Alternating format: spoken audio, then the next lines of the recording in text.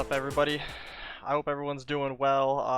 Welcome to the Temtem Up podcast, where we give you all the information about competitive play that happened over the week and what to look forward to in the upcoming week as well. This is brought to you by Servo and Adikar, and I hope you guys are doing well. How about you, Servo? How have you been doing, man? I just want to play some Genshin. Why am I here? Yeah, right. Yeah. Genshin has been really fun. I played that too. Playing it with you, Plus. Shinty's been playing it quite a bit too. The game's been definitely like the game of the week for sure. Um, yeah, no, we haven't. I haven't put too many hours into Temtem. I've been watching some of the gameplay that people have been playing, watching some streams, and yeah, just watching Carthh as well play his games, and I've been kind of liking the competitive take on the game right now. It's I think there's a lot of really cool things that people are doing. There's only like one aspect in the game that I think is a little bit too strong, but other than that, I think it's relatively balanced. And obviously, that's Naga. What do you think? It's definitely a force to be reckoned with. I feel like a lot of teams now are just making teams a counter Naga, where it's just like, well, if you want to play it, you have to play into three things that don't like it. No, I completely agree with that. Um, People have been bringing in like two vines. People are bringing in anaerobic Volorens. I've been seeing a decent amount of play into it as well. And then obviously Calibus Golder. Those have been doing really well. But then there's kind of a lot of ways to deal with the Naga situations right now. There's still Volphy, right? There's still like I guess Nidrasil. Like it still takes quite a bit from it, but it still does really well with Toxic Inks. Um, yeah, I think there's definitely a lot of answers to it. It's just once that setup happens, it's really hard to deal with, and I think that's kind of the problem at the moment. Definitely that top tier 10 right now. It still has been up there ever since it released. Once Deceit Oro was figured out in the first week, it's just been on everyone's team. Those 9 SV Nagas.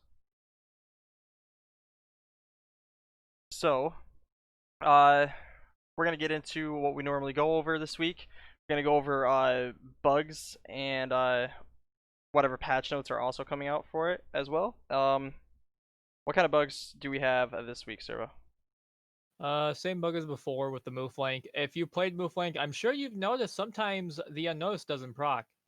It's mostly due to the fact, obviously, we had the theory before where if it's targeted, even if that 10 were to die, it would not proc. However, there's also a new problem with it where if it comes in on a death swap, it does not get a notice that turn either. This is due to the fact on it's had issues in the past where it would get a notice on the death swap, being the last time, but now it's having the opposite effect, where if it comes in on death, even the following turn, it would not get a notice if it's not targeted. Yeah. So what he means by that to get a little bit, I guess, easier to explain if you had questions about it. So if you let's say a Tem dies, you bring in move flank on that death switch in, and then you play a turn with move flank that turn, and it doesn't get hit that turn, unnoticed will not proc, right? So we understand death switch ins shouldn't proc unnoticed, but when you come in on a death switch in, you play an entire turn and you don't get hit, and you still don't get unnoticed. That's kind of a problem, right? Um, so yeah, obviously Mooflank's been that one tem since Kisua released where it's just there's always something wrong with it. There's a lot of bugs that happened when it first released, but Mooflank is the one that's just like, okay, there's problems with it, fix it, and then after it's fixed, quote unquote fixed, more problems happen with it. They try to fix it again, more problems happen with it. So um, yeah, Mooflank hasn't actually been fixed since it was released. It's just always had something wrong with it, and a lot of us I know I've been trying to figure out exactly what the problem is, but yeah, trying to trying to get that fixed, trying to get an understanding of exactly how the bug works as well, so that Crema has an easier way or easier understanding of how to be able to fix it as well. But yeah, that's all we know of this week. We haven't really seen anything else that may be bugs. There has been one from last week where the 3 prio off the switch in um for Ketsa. Your favorite move to pronounce, yeah. Yeah, Ketsa. So Ketsa, whenever you switch in a neutral and you use Ketsa on your Riken or Capire, the 3 prio doesn't actually proc. I don't know if that was fixed in patch 6.10, but in 6.9 it wasn't working correctly. So uh, I tried testing it, but it seemed like it still didn't work in 6.9 6.10. So I don't think it's fixed, but that's one of the other bugs that is also within the new move set of Capire and Riken. So with that being said, let's go into the finals team review of the PlusOP Weekly. PlusOP runs tournaments every single week on Friday. On Friday, it is at sign up or check in is at 7 p.m. Eastern, and then at 7:45, the tournaments start. And we're gonna get into this team here. We have a new player that we haven't seen before in the finals. Is I'm probably gonna pronounce this wrong, but Leon, That sounds right. Leon, I think. I'm gonna say Leon. I think that's how it's pronounced. I could be completely wrong. He is on Team Dynasty if I saw. So Dynasty picked him up. I don't know if it was after the tournament or before. But yeah, so he is on a team right now. And then obviously Turby, we've seen him many, many times. Turby is in here, and yeah, let's go over Leon's team. I like it.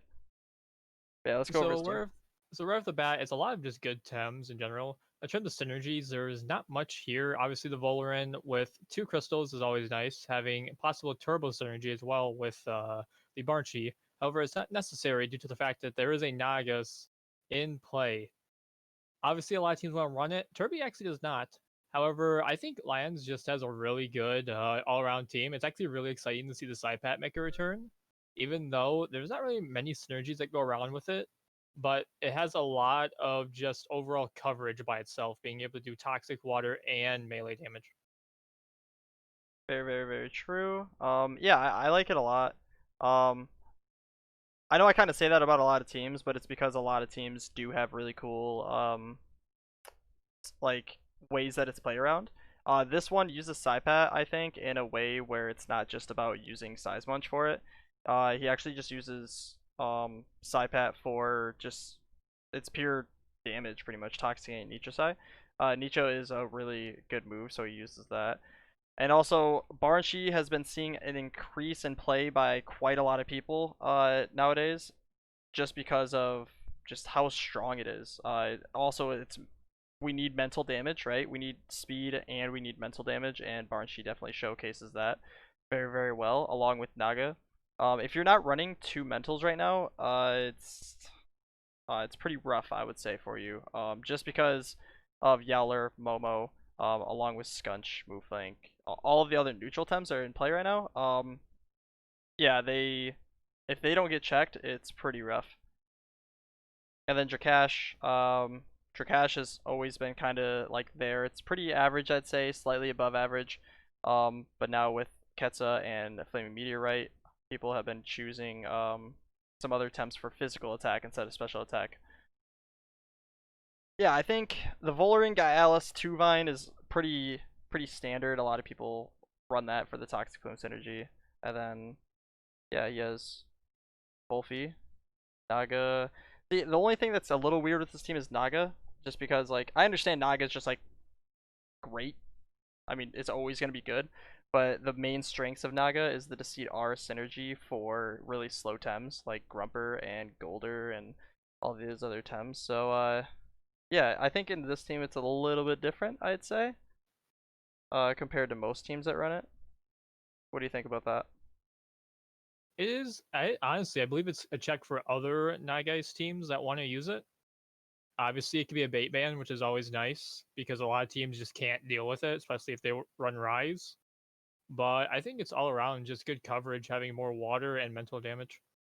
Yeah, I mean it is great by itself. You don't actually need the synergies with other Tems.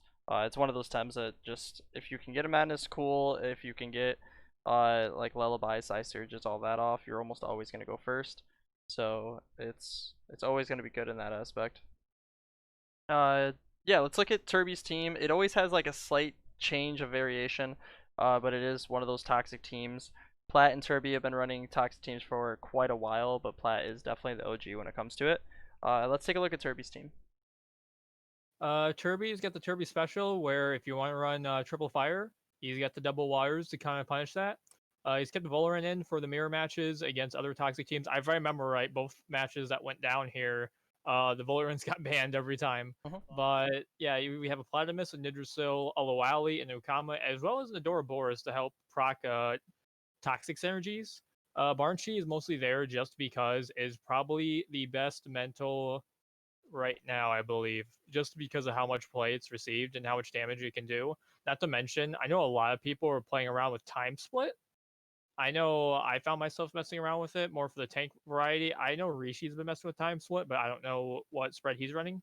But there's a lot of just availability with Barnchi being able to run these different sets that you don't expect, especially being it could be neutrality or it could be air spec pushing out high wind damage. You have no idea. It kind of adds this whole Valorant situation to where you don't know what to expect until you're actually fighting it, as well as a Wolfie for nature damage. Yeah.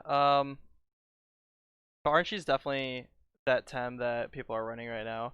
It's kind of like it's a bit like Volorend, except it dishes out damage instantly.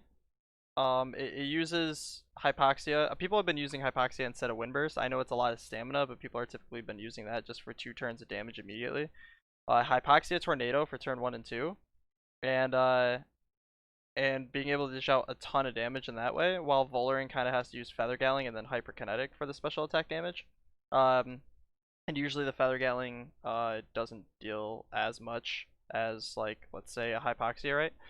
So yeah, Barnshi is just really strong for coverage in the early game. You pick Barnshi, it has wind damage and mental damage. It's kind of like picking Kinu in a way for blocking out the neutrals, but also being able to get the protector buff. It kind of does 2-in-1, just like Barnshi does. Except Barnshi doesn't buff; it actually has another coverage and damage. While and then also whenever you're playing a toxic team, you're always banning Volarin. That's it. Like, you're just always banning Valorant. Toxic does decent against a toxic team, right? Because you can't poison it. And then at the same time, it also deals wind damage, which is the counter to toxic damage, which is why every single player that's running a toxic team is always going to ban Valorant first. Like, no question about it. You just click Valorant. That's it. So that's why every single game, Turby, Plat, every toxic player that has a lot of experience with toxic teams is going to be banning Valorant here. And then it's left for them to be able to deal with Barnshi. In this case, it's Barnshi and Tuvine. So, um, I kind of like Adoro in here, just because he needs 2 mentals, right? Like I was saying, you need 2 mentals in order to actually do anything in this play style, in this meta, as you could call it. Um, mentals are just needed, plain and simple. And he has the Platimus Nidrasil duo, which is what a lot of people are loving. So double nature. Yeah, I kind of like the variation of running Theodoro. I actually kind of like it a lot with this. Did you watch any of the games for this? I did, and it was mostly due to sleep deprivation that the second game went as fast as it did. Yeah, sleep deprivation. Yeah. How'd you like the tournament? Did you watch all of it, or just like the finals, or what's up? I just remember Plus at the beginning. Oh, this is an aggressive meta. It would go by really fast. Oh yeah, yeah. We were up till 2. Yeah, we were up till 2. I actually forgot he said that. That's actually really funny. Um, yeah. I think Wally has been dropping off in a lot of team comps lately. It's mostly because of Cernif dropping. Yeah, makes a lot of sense. It's definitely tenderness on Wally kind of created that. It was just kind of like the counter to Cernif. Lawali and Mashuk are both counters to it, but Lawali just kind of zones out the rest of the team better, while Mashuk just kind of loses to a lot of the stuff that run on Cernif teams. So yeah, I like all of these teams. Derby took it 2-0, right? Lion. Or sorry, yeah, Leon or Lion. I don't know how to say his name. I took it 2-0. My bad. I didn't mean. Yeah. And it was mainly because of the 3 the 3 wind here, he was able to pick Barnshee or Two Vine in the first pick every single time. So he just kind of like was able to deal with everything. Having Two Vine, because you have to ban Voloran, right? Having Two Vine allows him to be able to deal with Voloran, or sorry, Platimus, Nidrasil, Barnshee, Adoro, and then also Barnshee just dishes out the damage regardless. Same way against Platimus, against Nidrasil, it zones out the Barnshee decently. And yeah, I feel like Leon's team kind of just does really well against Serbia's team, honestly. Both teams are not running Kinu, and I think the reason why is because people are running just very high damage. People are understanding that when Kinu is in play, if you're not running neutral Tems, like Leon's team is not running neutral. If you're not running neutral Tems, if they start Kinu, now it's pretty much a 2v1, right? You're going to be able to dish out double damage. If Kinu is going to be using Beta Burst, it's going to be losing out on stamina, which causes you to have like an edge, right?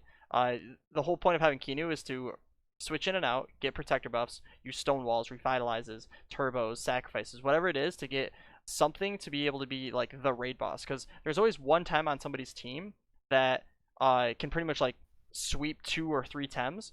So you want that to have as many buffs as possible and have as much health as possible, and then you want to kill the other 2 Tems that do well against that raid boss per se.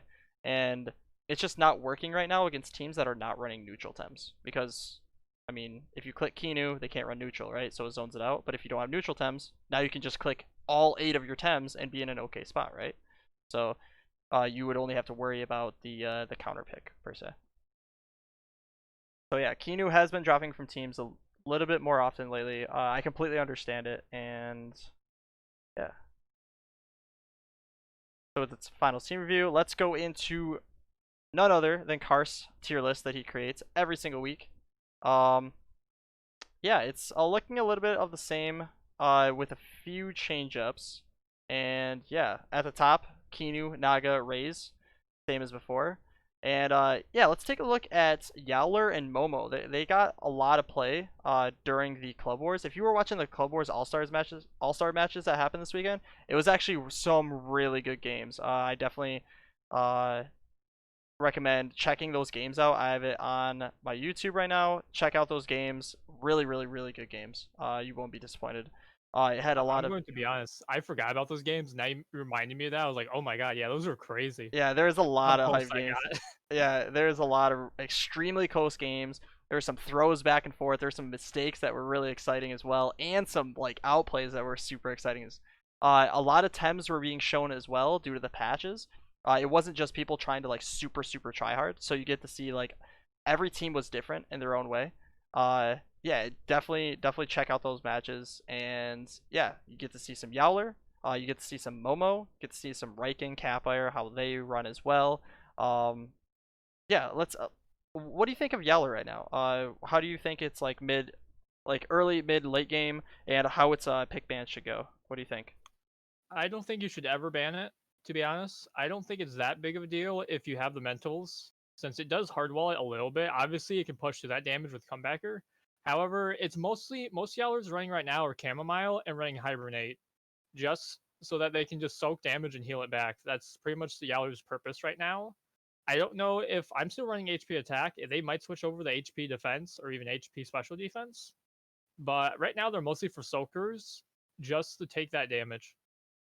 Yeah, I've been noticing that too, and I haven't had seen too much of a problem with Yowler. What people have been doing, honestly, is they've been throwing in a mental, right? They'll put in a mental on the field against the Yowler, and then they won't even attack Yowler. They'll actually just hard focus the other slot, um, because mainly comebacker, right? If they're gonna attack one slot and it hits Yowler, let's say you hit Yowler and he attacks you, he's gonna do so much damage against you, right? So a lot of people have been kind of ignoring it, which has been good and bad in some games, honestly. There's some games where I feel like it's a good idea, and then some games where you need it off the field. And yeah, Yowler I don't think is fully figured out yet. I also think a lot of teams need to synergize decently with it. Not being able to use what is the move? I can't remember moves right now. Light Torment. Yes. So late torment is one of the moves where you need trap on a Tem. So people have been using Volphy. People have been using like Cage on some Tems as well. I've Um, been using Acronox. yeah, Acronox has been being used. People have even been throwing in Cage on Scunch, like some like really like different stuff. And yeah, I think it's kind of cool, but I don't think Yowlar's fully figured out yet. Um, I definitely see this upcoming week maybe more being figured out with Yowler, how to play it, if you actually need the synergies or a team around it, or if you just use it for literally tanking Hibernate and clicking Clinch and all of that, right? Um, yeah, so what do you think about Yowl or not Yowler, but Momo? How's Momo been doing? What are the strengths, weaknesses, early, mid, late game, all that kind of stuff? Its low defense is definitely its biggest weakness. I think you definitely need special attack on it. Like using it as support, it didn't felt right. At least I wasn't running a supportive Momo. I was fighting one, and I didn't feel pressured at all, to be honest. How do you feel it should be played, and what do you think of its moveset? Its moveset's busted, but it's definitely needs special attack, and I feel like it does need some speed, possibly just the speed creep of Alice, but just being get off those guaranteed undermines is the biggest thing about it. Like I said, I haven't seen the turbocharged cheese yet. I'm still waiting for that, but until that day comes, I'll be waiting. So I've randomly had a thought about Momo. I was like, what? Because it has technically like double stab, I guess, right? What if you use that as your special attack damage, right? Like, don't even put special attack on it, and you put like what you're saying, a supportive, I guess, but not really supportive. Just make it to where it won't die to specific stuff with HP and defenses, and then you use that extra 50% for the actual damage. I was thinking about that, but it's 50%. So that means for every special attack you add, for every damage you increase, or every 2 damage you increase, you're actually increasing 3, right? So yeah, I think there has to be a special amount of special attack to put on it, not full special attack, but like I think it should, find a way to where Undermine does no matter what, like 60% of everybody's health ish, roughly. And then the rest of it just goes into like HP and defenses. Or even speed, I guess. I don't even think people run max HP on it. I don't think people are running HP special attack. I think people are running like special attack max with like half and half on speed and HP. So I think taking off special attack could definitely help. A possibility, yes. Yeah. Yeah, like I said, it's only been pretty much a week of Momo and Yowler actually being like played, trying to be figured out, and a lot of different, ideas that people are running Oh, or thinking one sec. about. So yeah, in this we have on the B tier, we have Grumper. Grumper is just really strong. I actually think Grumper is like borderline. I think honestly it could definitely be A tier. You don't need Naga for this Tem to be amazing, right? Uh, it just it kind of walls off a lot of what's going on in the game right now. And if you have Naga, you can also like just kind of deal with other Nagas, all that. So Mud Shower does extremely well. If you don't have anything to deal with this, because a lot of people aren't running too much melees anymore. Um, and if they are, it's like Scunch, Gaialis, and maybe Size Munch, but a lot of people have been walking away from Size Munch right now. If you can see, Size Munch is in C tier. So yeah, Grumper's just doing really, really well in the current state of the game. And if there's no answer to it, and you have Kinu on your team, and you get +1 or even +2 on it, Grumper just kind of kills everything. It's really, really strong. I definitely agree with it being in B tier.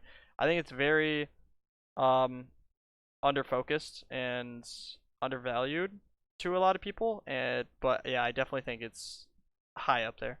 Barnchy, like we are saying, Barnchy is just like that new top tier pick. A lot of people are even running it over Volan right now just because it's really, really strong early game. Um, and just having the mental and win to be able to deal with everything. Yukama's been showing a pretty good presence in the meta lately. Not only because of the double fires, but it's it's just doing well. Like, okay, even if you're against a team that doesn't do very well, or that Yukama doesn't perform very well, you still get like the toxic water cannon, right? With a Volarend or even Calibus, whoever you're using as a toxic temp. A lot of people are running out like roughly 2 toxics in every team, just to deal with Nagas and all of that such. And you get the water cannon, you get aquatic whirlwind because you're already so fast, and then if you need to, you get turbos, you can get even more water cannons. Just getting those extra 2 toxic ticks is just insane. Gaialis doing well, but not in that A tier slot. It's just pretty good coverage. I think just its typing alone kind of puts him in the B tier slot. It's definitely above average, and it's the best crystal time in the game right now. So definitely great. And then Calibus Golder. Calibus with its new update to Toxic Skin uh and Mucus, you can actually like both traits are really good. You can definitely run either or, and you will do extremely well. Um, Toxic Skin does well against physical teams, while Mucus kind of taking away burn, like 30% damage. When you have an HP attack Calibus running Toxic Ink and they have Rise and all these other times, I think Mucus is a little bit less used now just because people are using Ketsa instead of Embers. Um, but yeah, Mucus is definitely still really strong. Um, Golder is just kind of wreaking havoc on the game. There's times in which it's going to do insanely well, and then there's other times where it just kind of sits on the field and doesn't really do too much. So it's very hit or miss, but it's never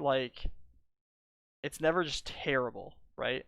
When it is a miss, it still is able to get bamboozles off, and it is still able to get some toxic inks off. Toxic ink is just a great move in general, so I think it's really strong. When it pops off, it literally just like is the last time alive, killing everything, and then otherwise it's just kind of support. Maybe gets bamboozles off and stuff with no Naga support or anything. But yeah, I think Naga's really, or not Naga, Golder's really good right now. Riken and Capire. So it's kind of a coin flip on which one you want. Capire is a little bit more raid bossy, and if you get a heat up, you start killing everything. While Riken is a time where you get a prideful stack and you start like snowballing the game. So two slightly different playstyles, maybe different teams that it needs to be associated with. But I like both a lot. I think Ketsa definitely made both of these Tems definitely the two best fire Tems. Besides Raze. Raze just demoralized too good, right? And then Tuvine is borderline BC tier. It's I think because of a lot of toxic teams that are coming into play, running Platimus as well and Calibus, I think Tuvine is doing well. I think that's why its rise of popularity is being showcased. And yeah, it kind of depends on what's gonna happen with that. I think because people are running like Yukama, Calibus, Platimus, Naga, like everyone's running at least 2 waters minimum. It's kind of dropping the fire play. There used to be triple fires, but yeah, double and triple fires are kind of dropping, and Tuvine is doing well when it starts dropping. Because when they drop it, they're usually putting in Calibus, Yukama, like more waters, right? So, or Calibus, Golder. Golder's seeing a lot of play as well, which Tuvine does well against as well. So, Adoro is also making a rise, which Tuvine does well against. So, I think currently Tuvine is really strong if you need that extra crystal or the extra win 10. I like this tier list though. I think it's very. If you're gonna see a lot of Tems from S to B, you're gonna see a lot more of those Tems compared to C to E. So I definitely agree with this list right now. You still there, Servo? Or you got a call or something? Ignore me if you can't hear me. No, I'm just kidding. All right. Yeah, I definitely think Yowlar and Momo need a little bit more practice, and we'll definitely see when those kind of things get uh situated. So looking good for that.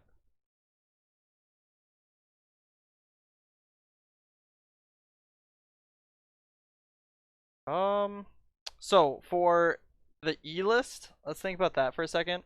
Piranha started showing a little bit more use into the game, and now it is not, which is a little bit different. And I think it's mainly because Serenity of comps just aren't in play anymore. Serenity has definitely dropped due to fire Tems and toxic Tems just being just overly used right now. And yeah, Piranha dropping down. Acronox is kind of in this weird spot where it's doing well in some games and doing bad in others. Definitely something fun to use. I think if you want to test out something that might have a little hidden potential, I think Acronox is there. Um, yeah, start using Acronox. We need to know what's going on. Yes, my apologies. I was on a call there. You're good. Yeah, but the reason why I suggest Acronox to not be E, the only downside of it being is that it's turn one against, if it's a double toxic opener, it sucks. I'm gonna be honest, it feels really bad. But besides that, being able to be able to trap people, I don't think Acronox is with its special damage. Like you run special attack on Acronox, you run it for breakpoints, like 100 at max, maybe like 117, that kind of stuff. But you don't run max special attack Acronox. That's wrong. I honestly believe Acronox is more into stall comps with Toxics, being able to trap people in, and even use intimidation to force overexertions. That's how I've been running them right now.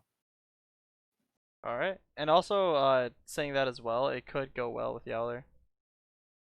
Could definitely I've be a been good trying that combo. opener, but every time I do that, I run to a Toxic with, and then the other Tem is a Chamomile. Oh yeah, yeah. Chamomile is definitely insane right now. It needs a nerf. One of the items in the game, if anybody's been seeing, Chamomile is nuts. You get immunity for 4 turns. The downside, you can't bamboozle a Tem.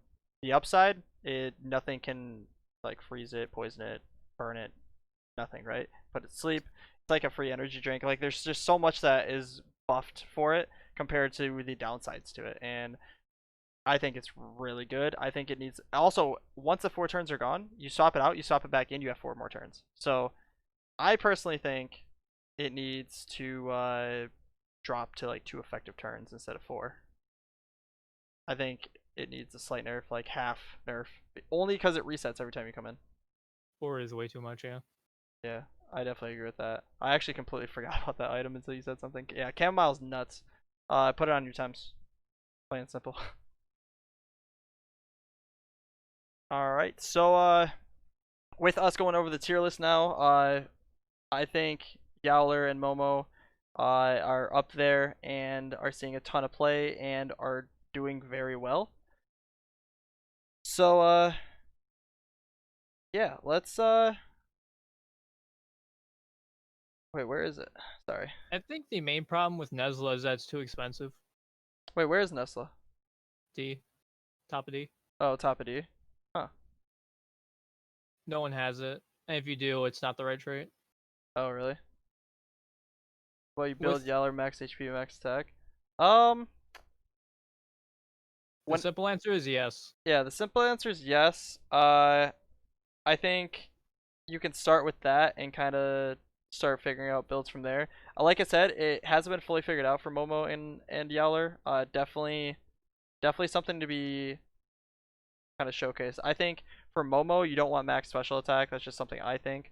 And for Yowler, it could be the same way, where instead of going max attack, max HP, you can put in some defenses and such. But it's hard to exactly say.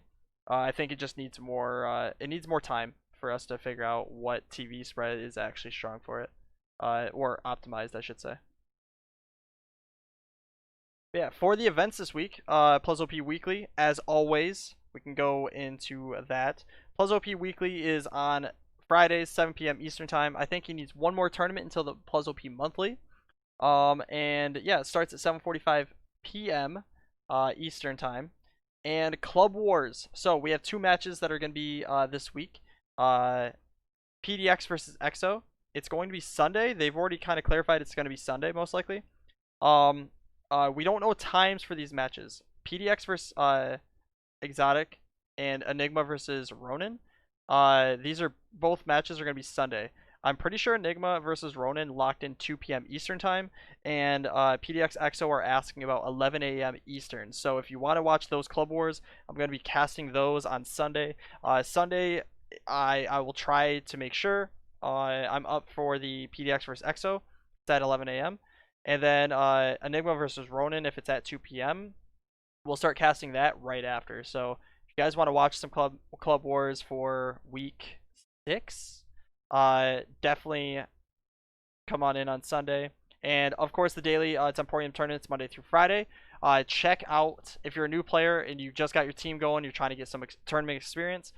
Make sure to check out the Temporium daily tournaments.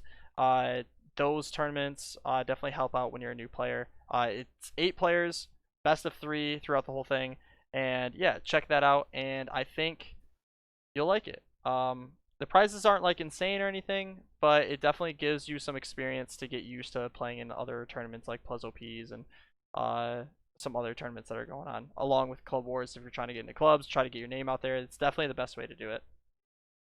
Um, anything to add? Catch yours as theirs. Zaire's? Yeah. I think Nesla, Zaire, Acronox needs some testing.